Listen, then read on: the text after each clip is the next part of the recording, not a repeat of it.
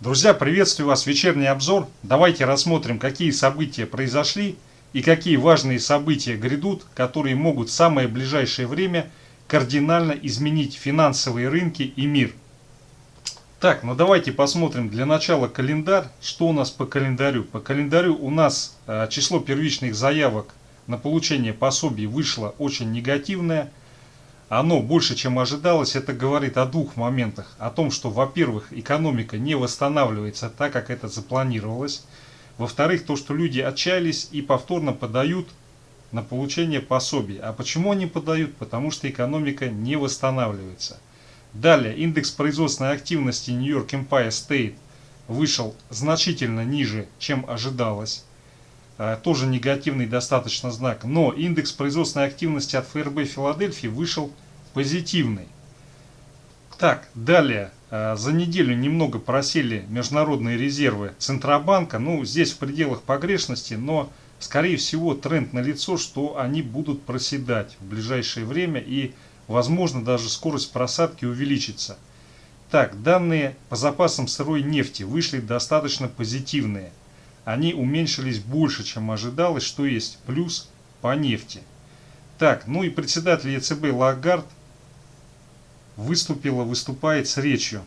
Так, ну вот, в общем-то, текст выступления. Ничего здесь кардинально нового я для себя не обнаружил. Хотел обратить внимание, что, по сути, как бы обсуждался вопрос по поводу выпуска цифрового евро, который сейчас очень моден, цифровой доллар, цифровой рубль. И пришли к заключению, что цифровой евро лишь дополнит имеющиеся деньги, но не заменит их. Так, ну и сегодня все сыпалось из-за коронавируса, потому что по сути идет вторая волна коронавируса. Западный мир, особенно Европа и Россия, имеют огромнейший, колоссальнейший рост новых заболеваний. Такого не было даже весной, когда все это дело появилось. И на фоне этого проседают рынки, и евро тоже просел, упал на свою поддержку 1,1690, где сейчас отстаивается. Так, ну и вот что касается России, глава мэр посоветовал привыкать к новой жизни. Потому как, ну это очевидно, что в ближайшие 2-3 года для цивилизованного мира, для России, вообще, наверное, 5-10 лет, они будут очень непростыми. Так, ну и вот данные по промпроизводству в РФ снизились на 5%. Соответственно, это говорит о том, что никакого восстановления нету и в помине. Так, ну вот касательно заявлений на пособие по безработице в Соединенных Штатах. Да, здесь вышел достаточно высокий неприятный показатель, который свидетельствует о том, что экономика не восстанавливается надлежащим образом. А также самое главное, что люди не верят в восстановление экономики и повторно подают запрос на предоставление помощи от безработицы. Но есть один момент, который в ближайшее время может эту ситуацию немножко сгладить. Он заключается в том, что в частности в Калифорнии данные, которые подаются, они, возможно, скорее всего, они завышены. В силу того, что они собираются и проверяются с некоторой задержкой. Поскольку такая ситуация может иметь место быть по всей Америке, то, скорее всего, по факту там корректировки, пересмотра, эти данные будут снижены. И картина, она может оказаться не столь негативной. Но на самом деле здесь налицо как бы вторая волна. И вторая волна, даже если данные скорректируются и будут хорошие, она все равно все сметет, все добьет. Но, смотрите, помимо всех этих неприятностей, на горизонте замаячила новая проблема, которая в идеале она должна улучшить финансовую систему Америки и мира, но на практике она может привести к краху и к обвалу уже на этих выходных. Проблема заключается в свопах, кредитных свопах на 80 триллионов долларов. Дело в том, что на этих выходных банки переходят со ставки LIBOR в долларах в другой вид ставки SOFR, которая является, ну скажем так, улучшенным вариантом LIBOR. Она должна быть вроде как обеспечена, там какое-то обеспечение предусмотрено по факту предоставления. И несмотря на то, что это позитивная и давно назревшая мера, сам факт такого перехода может привести к очень сильному всплеску волатильности и распродаже деривативов. И поэтому по факту прохождения этих выходных может оказаться так, что на следующей неделе произойдет всплеск волатильности, начнутся распродажи на рынках, и, соответственно, у нас произойдет преждевременный бум-бом.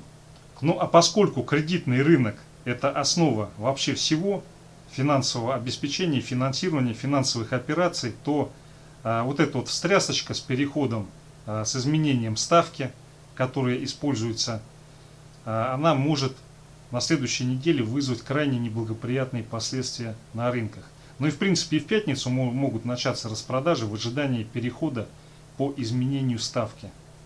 Так, ну и у нас сегодня прямо какой-то такой штурмовой день, потому что, во-первых, ЕС ввело санкции по делу Навального, всплеск коронавирусной инфекции, новых случаев, и начались пертурбации в дипломатических взаимоотношениях. Там министр иностранных дел наш Лавров сделал ряд заявлений, которые в дальнейшем могут ситуацию усугубить.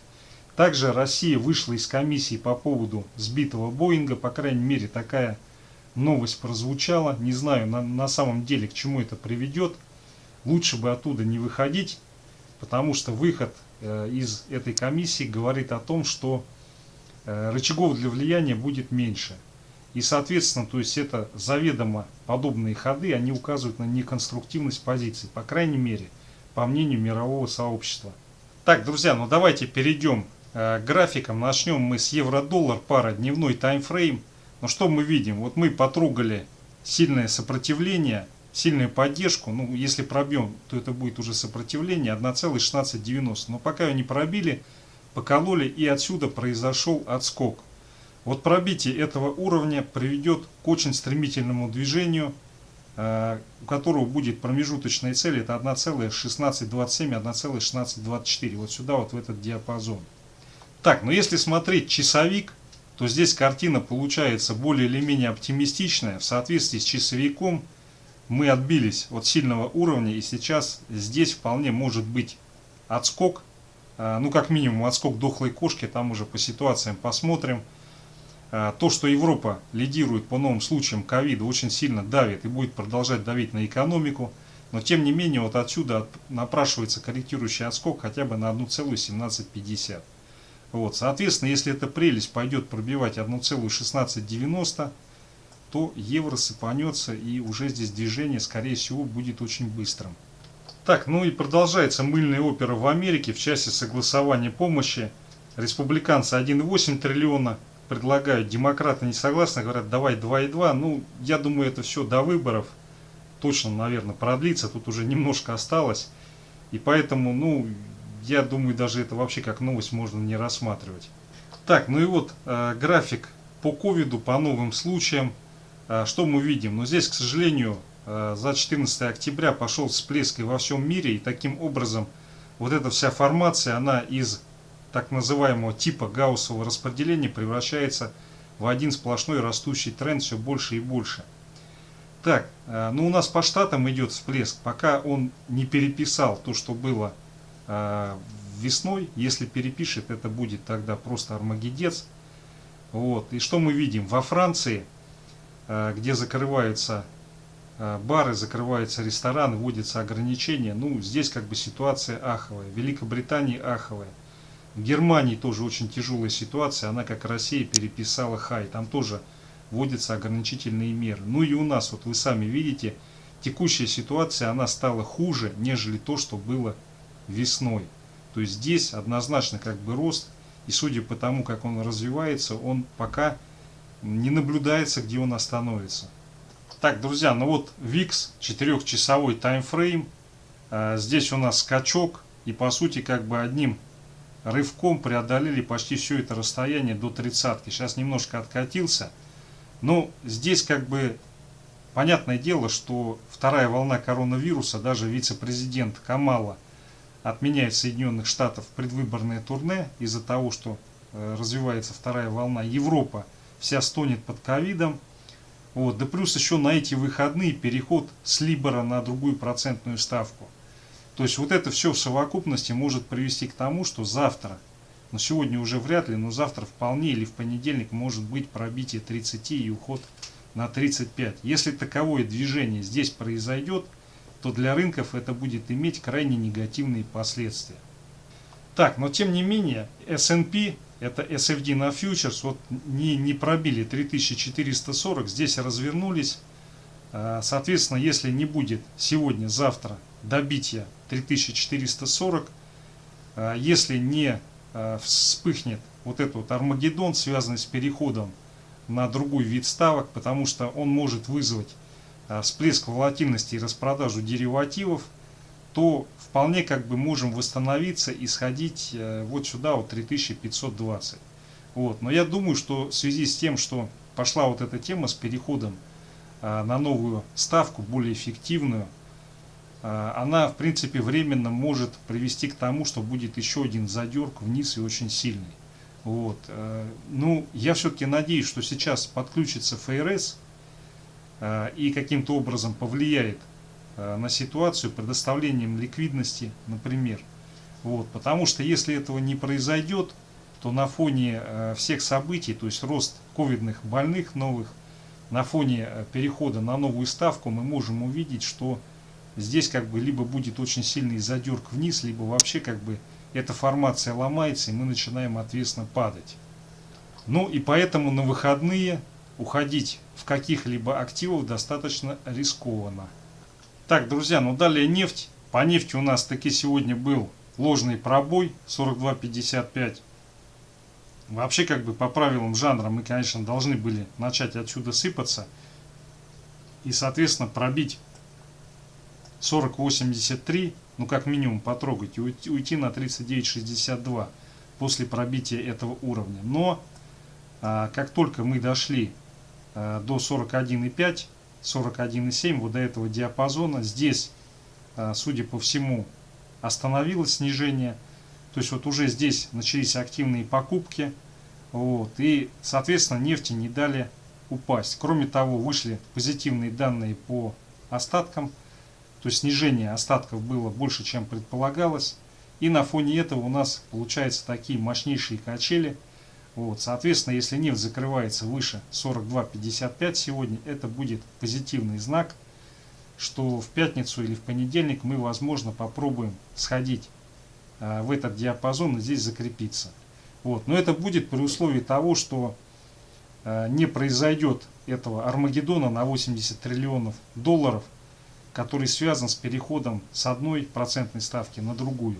Как бы в целом технически график достаточно позитивный, указывает на то, что вот сюда вот должно движение состояться, и она должна закрепиться таки в диапазоне 43.23, 43.57.